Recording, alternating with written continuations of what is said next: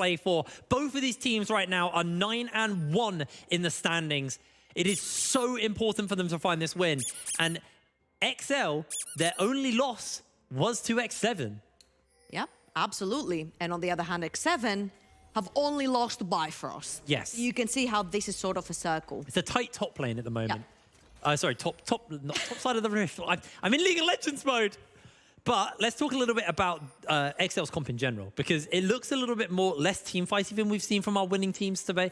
This is more split push. I think the big thing that will give you that is the Tryndamere in the top lane. Might give it away a little bit. Just a little bit. Also, the fact that he doesn't have teleport to join his team might also give it away a little bit. Just a tad. He doesn't want to be a team player. So here's the thing. On a first glance, the JDXL composition looks very 1-3-1. Very slippery bot lane, doesn't very easily get dived, yes. You've got the Zinza as well to back them up, sure. Yeah. You've got a very strong side lane on the side of Tryndamere, and you've also got a very strong side lane if the LeBlanc snowballs, again, with the likes of LeBlanc. He's also gone for the Ignite in the mid lane, wants to play a little bit more aggressive. Now, I will raise you my argument card right here. Okay. Because I happened to watch a bunch of LPL the other time, and Zika pulled Tryndamere back to back 3 times in a row. Yeah. Now, the supposed counter-pick in quotation to the Tryndamere was the Poppy that was picked. She also suffered massively, was getting dived over and over and over again, and I can actually see a world where Jaeger also gets dived 1 versus 1 underneath the tower. Now, the problem here is, as long as it's Tryndamere, stays on a side lane, doesn't bother anyone, allows the Jinx to do her things in the team fights, it's all great. But here's where the magic happens.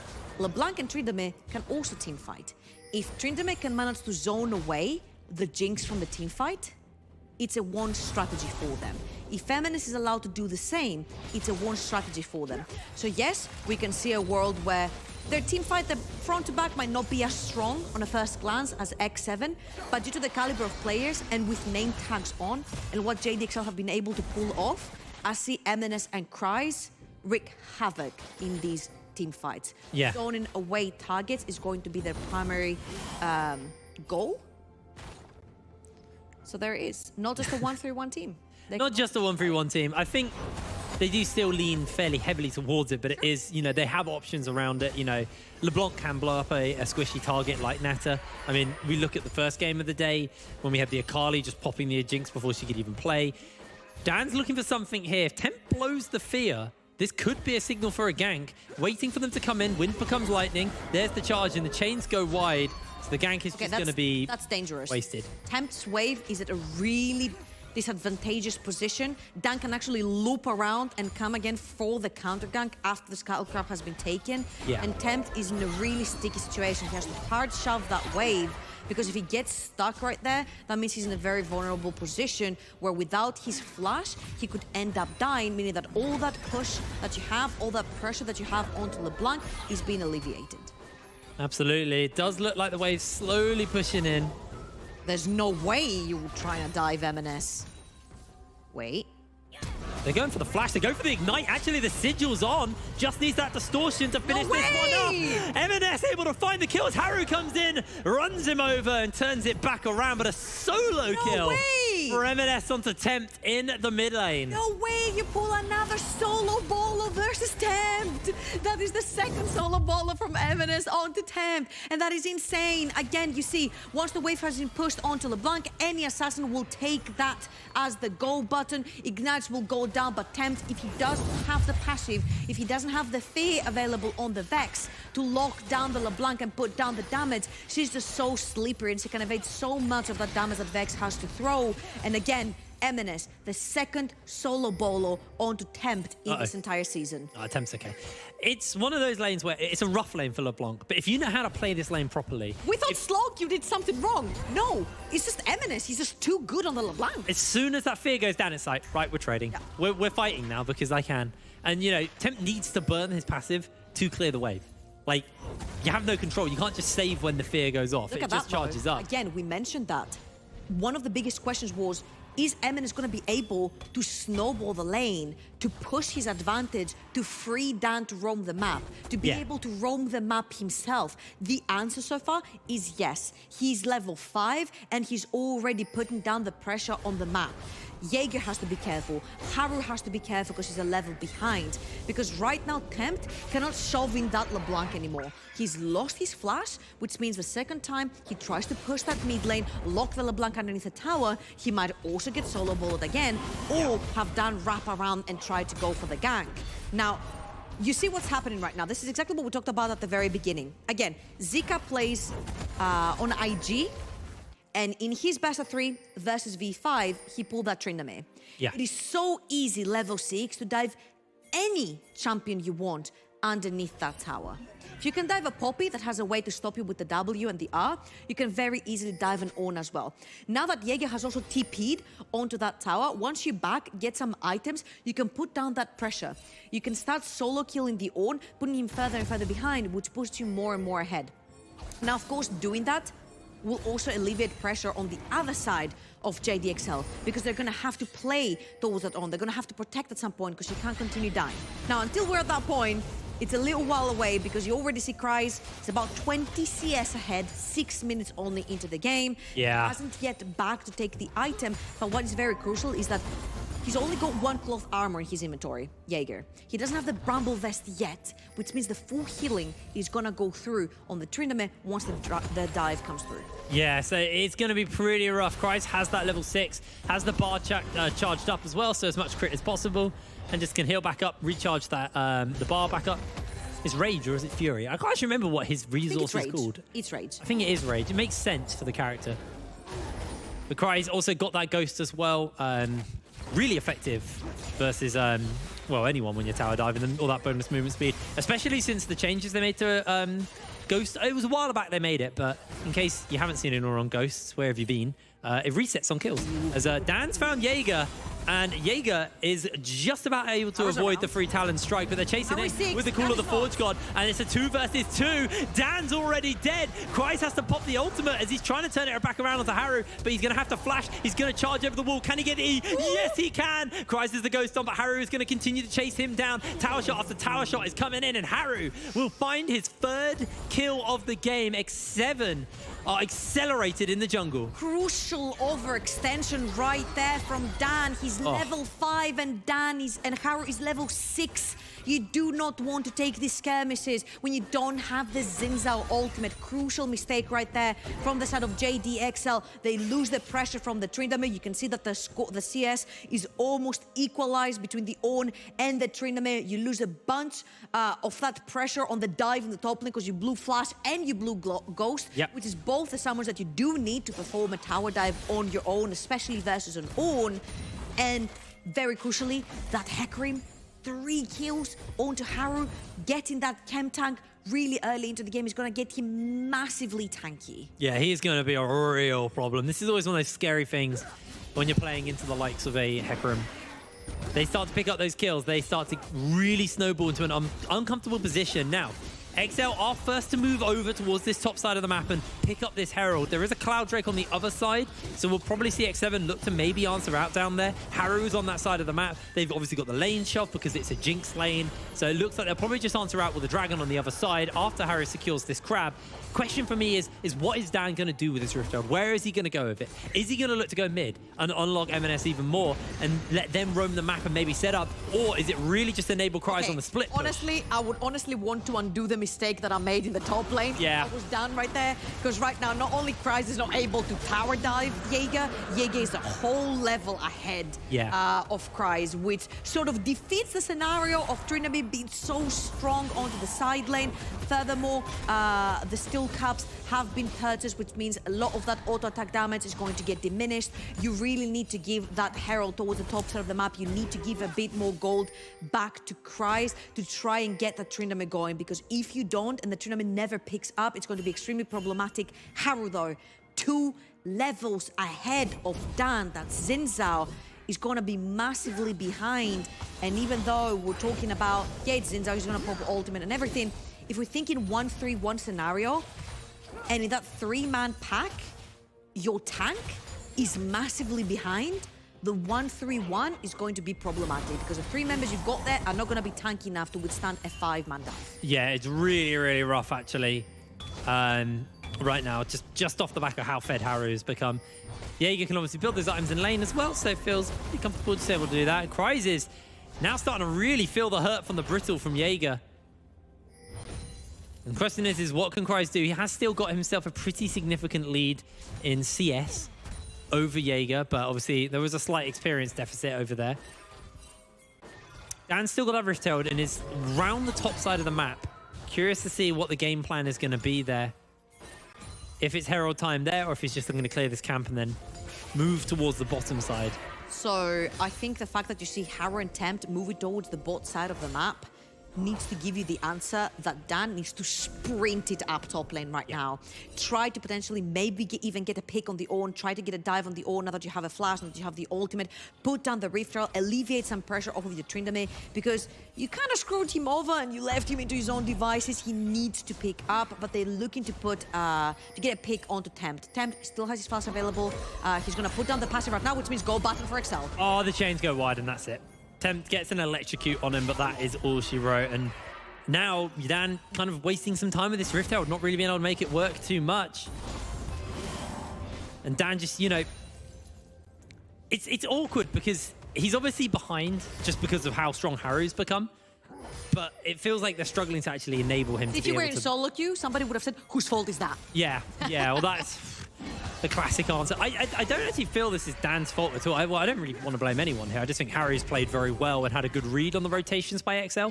But, you know, you've got a LeBlanc, you've got a Xin Zhao. You want those two pairing up. And the Ghost is down. Zamilek's out of mana. They're going to jump underneath the tower. The Charm's going to come in. They're looking for the taunt. They're looking for the CC. A great knock-up. And Harry's taking a lot of tower damage. Over time, he will slowly go down. No, he won't. The healing is just way too big. A double kill for the pony.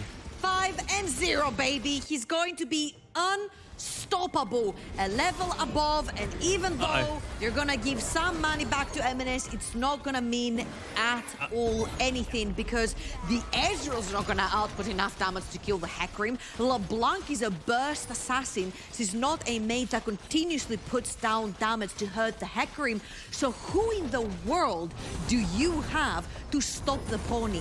Your only option here is to have him even with the Xin Zhao. Xin Zhao has fallen massively behind, and right here that dive was so perfectly executed because they see that Zamilek is very low on mana.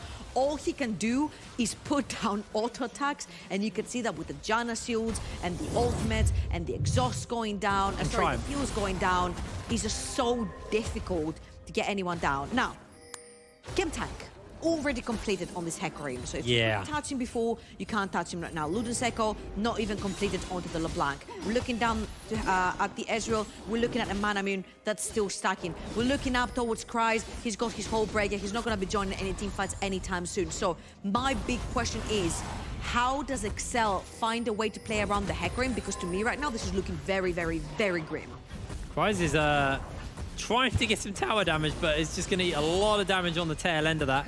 Does still have the spin, trying to find that tower play before it comes down as Jaeger's going to find the knock-up. There is an ultimate available to Kryze, and he's just going to use it to escape. Ghost popped as well, a lot used there by Kryze, as he was just greeding for the plate and ended up having to run away to safety. You have to, at this point, you have to use the ultimate in that manner. You need to try and take that top lane tower so you can turn around and go towards the bot side of the map. You need one lane that's constantly pressuring from the side of JDXL. But due to the Tryndamere falling behind from that gang, it's... Oh, lovely! Tempt has to flash. Really nice sidestep there by MNS, but they're jumping in. Dan able to dodge away for the moment. And he will be able to survive this. Did I catch you off guard with my sound effects? Yeah, just a little bit. He's not playing the right skin for that. No. Dragon's up, and it looks like this is just going to be X7s. I think XL, they can't fight. I mean, we knew this was more a split pushing fight, but the problem is, I don't know when they can fight. Again, they just don't have enough consistent damage for anyone to kill that Hecarim. Yeah. And let's say you kill that Hecarim. Once you focus so much of your fire onto that very tanky horse, who's going to be getting a bunch of buffs from the Janna as well. Oh, no. Stop this guy. Amalek has to flash away. There's the rocket. There's the dunk. An easy kill for Nata. Oh, Zamulek. Don't worry, I hate Gale Force as well. God damn it, I predicted Excel. I think I No, did. but all in all, I think X7 have been playing spectacularly. Haru with the read of his on the map managed to shut down both Dan and Cries. Cries is just trying. Oh, Kikis, that's beautiful. They got the double distort. Kasing's going low. He's going to get taken out. The chains go a little bit wide. And here comes the fear. Kikis, he just almost killed his junglist mid laner. They land the next knockup. They land the next bit of damage. Dan's going very, very low. Haru's still got the ghost on. And he's just untouchable on this pony. There is nothing they can do about that. You can't kill him. Unlucky right there by Kikis as well. He's trying to save himself. He ends up locking down MNS as well. The fear hits 2 people, and it's just quite unfortunate for Excel, because you see, if this composition sort of snowballs or at least stays even in the early to mid game, they can do things. Kikis with a very beautiful flank. They instantly delete the Janna right there. Really good stuff. And then they have a way to hit back onto Haru due to Kikis also locking down Eminence with that beautiful fear coming in from Tempt. It means lights out for 2 members of X7. Also, Haru just casually running, taking 2 tower shots from the mid lane tower, because why not? He's that strong. He's got a frozen heart as well. He is enormous. You know why? Because the only person that can do consistent damage on that pony is the Tryndamere. Yeah, yeah. There's no other way to put it around. If the auto attacks by the Tryndamere, the Ezreal is nowhere near strong enough yet, and you also have 3 auto attack users: the Zinzal, the Tryndamere, and the Ezreal. I will say, all of the attack speeds down. Who's gonna do damage on you? I will say that fight would have been a little bit closer if they weren't outnumbered. If the Hecarim wasn't 6-0. I mean, obviously the Hecarim's a massive factor, but they were pretty much outnumbered for the majority of that fight. So, all things considered, it wasn't terrible, but it still was terrible, if that makes sense. Now, Rift Herald's going to get started up by X7, and XL they can't contest. Kikis, you would be mad to jump in on that. I think the problem is that I don't know. Oh, no. Oh, no. Zamulek, yeah, you're dead. And Kikis... I was about to say, I don't know when JDXL can actually fight, because I don't think they can fight from any point onwards here. I don't think they Jinx can. scales so much harder than Ezreal in later on game fights. That pony, we mentioned it again and again, there is not enough consistent damage, AP or AD, to take him down at any point in time. And even if they do, you also have the Ornn who's tanking, you also have the Janna shielding and healing, and while you're focusing all the fire to take down the Hecarim and the Ornn, the Jinx is just going to wreak havoc in the backline as well. So, as much as I'm trying to give some light and some vision onto how JDXL can turn this around, unfortunately, I don't see a way. Unless they start cashing in on a bunch of shutdowns, unless they somehow miraculously lock Haru down and get the shutdown, then yeah, but it's just so difficult, man. I just don't see it happening. Achilles Christ is gonna get some bounty gold here, share it with his team. But that's about it, because Luke was coming towards the bottom side of the map. Squad's on the way. Yep. Guys, I don't think you're going to be able to do too much here. Pops the ultimate, pops the ghost. Is trying to kill Jaeger, but the shielding is coming in. He's CC'd for days. Unkillable, but the shields are big. The knockup's even bigger, but they're still able to find the kill. And here comes Zamulek with a true shot barrage. Clips for the kill. Now Dan will fall down. Kasing is very, very low, but Zamulek doesn't want to jump into Nata. Nata is way, way too strong for him to handle. They did also get another tower shutdown in the top side of the map. So at least there was something, but they're looking for Nata. They've got the quickness. They've got the lockdown necessary to deal with him, but they're finding the CC. And Haru's coming in. They need to finish this Jinx in time. They're able to do so, but Zamulek's being chased. He's bopped back. He's trying to kill Kasing in return, but he can't get close enough. The minions are blocking the Q. There is nothing he can do. Haru 7-0-1 right now on the Hecarim. At this point, I think Haru can 1v3. That's how strong he is. 2 items. I'm pretty sure he's close to a 3rd one. And even though I would say this was a pretty favorable trade for XL, because they bank in on that global gold from the bounty on the tower with Cries, and then they also managed to pick up the shutdown later on onto Jaeger. You see how quick X7 is on the rotations right here. And Cries is putting auto attack onto Jaeger, and Jaeger is just not feeling any of that pain. And by the time you try to get onto the Janna, he's got too many shields and peeling do not care about you at all. And yes, Zamulek cashes in on killing Jaeger, and yes, Zamulek and Gigis are gonna get yet another pick onto Nata, but I don't think it really matters. Yes, Zamulek gets 2 shutdowns here, but But again, is that Ezreal damage going to be enough to carry you on in later on fights to come? Because that's the only way you can play the game right now with JDXL. When you scatter around the map, you've got LeBlanc on one side, cashing in on bounties, and then you've got Cries on the other side, cashing in on other bounties, and you're trying to pick up all of that gold. But then again, 3 dragons. And it's an Ocean Soul. You were talking about how hard Harry's going to be to kill. Ocean Soul's going to make it infinitely Singularity harder. versus Astralis. Astralis, you played really well today, mates. Oh, this is a rough one now for XL. I don't think we should count all their chickens before they hatch. It's a 3,000 gold lead, yes. Haru is very, very them fair. all.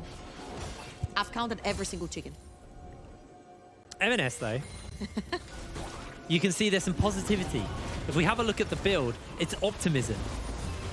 So the Medjais onto M&S.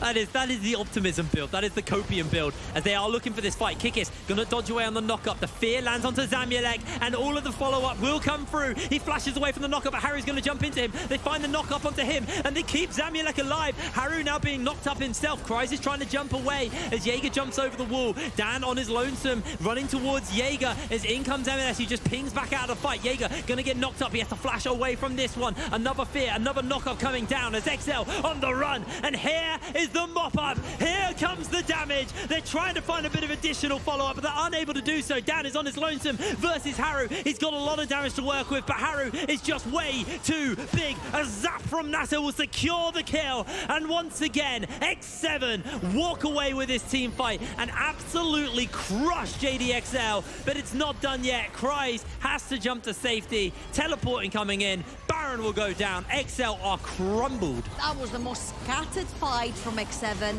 That was the only chance probably JDXL are gonna ever get on seeing X7 so scattered. But again, it does not matter. The people who need to be fed are already too far gone, too far accelerated into the game. Level 13 for the jungler.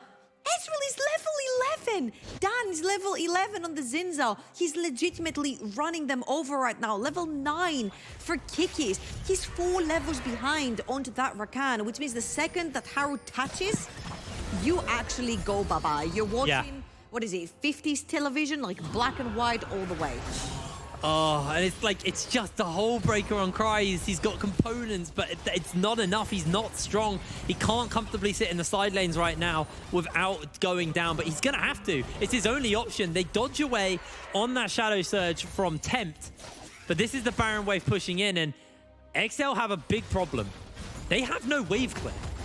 They have no wave clear, they've got no team fighting capabilities right now, and X7 are just tempting fate right now. They're like, sure, you can come at us, we have the team fighting composition, we have the engage tools, we have the disengage tools, whatever we choose to go, whatever we choose to do, we do it. Kreis has to recall, I don't know if it's gonna be early enough. I don't know if he's gonna get there in time. Nata loses half his health, that's a lot of damage from him. Tempt eats the chains, they might find the follow-up chains onto Tempt as well. Sigil's gonna pop and he's gonna lose his life. M&S doing a lot of damage. Now they're able to jump away. Nobody's gone down on the side of XL. It's a solid defense from them. They haven't lost their inhibitor towers, and Kreis is in the middle of everyone. He is running amok right now, spinning to win. Can he find the win? I don't think he can because he goes down, and Haru almost blows up Kikis. In comes Nata with a double kill. M&S is going to go oh so low. It's a takedown by Haru, and only a couple of members remain. Dan's going to jump in. They find the knock-up, a bit of healing from the fountain as Nata can't die. He just won't fall. XL are trying to hold on to the base. They're trying to hold on to this game, but they're unable to do so. The Nexus has been laid bare as XL will crumble. X7 will take a 2-0 over them in the season. Woo! Major props to X7. That was a clinic. That was so